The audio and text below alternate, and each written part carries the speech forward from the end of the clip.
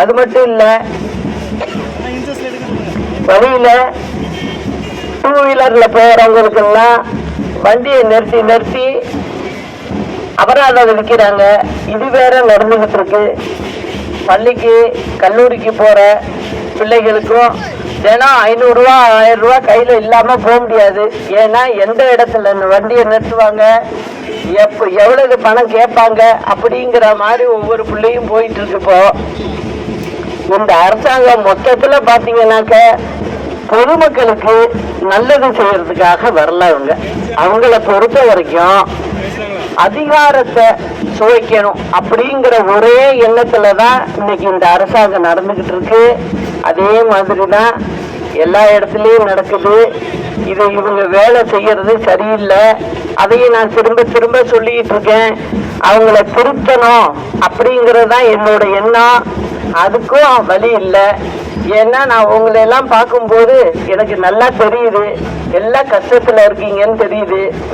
அதே மாதிரி பாத்தீங்கன்னாக்க எதுல எடுத்தாலும் ஊழலா இருக்கு, எங்க பார்த்தாலும்.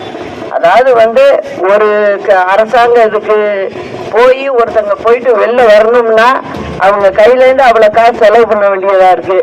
அதே போல பாத்தீங்கன்னா சட்டம் ஒழுங்கு கேட்கவே வேண்டாம், அந்த அளவுக்கு மோசமா இருக்கு. கிட்டத்தட்ட பாத்தீங்கன்னா இந்த திருநெல்வேலி மாவட்டத்துல 240 கொலைகள் நடந்திருக்கு இந்த ஆட்சி வந்ததுக்கு பிறகு. அப்போ சட்டம் என்ன விலை அப்படின்னு கேட்கிற அளவுக்கு இருக்கு. இங்க பெண்கள்லாம் வெளியில போக முடியல, அதையும் சொல்றாங்க என்கிட்ட.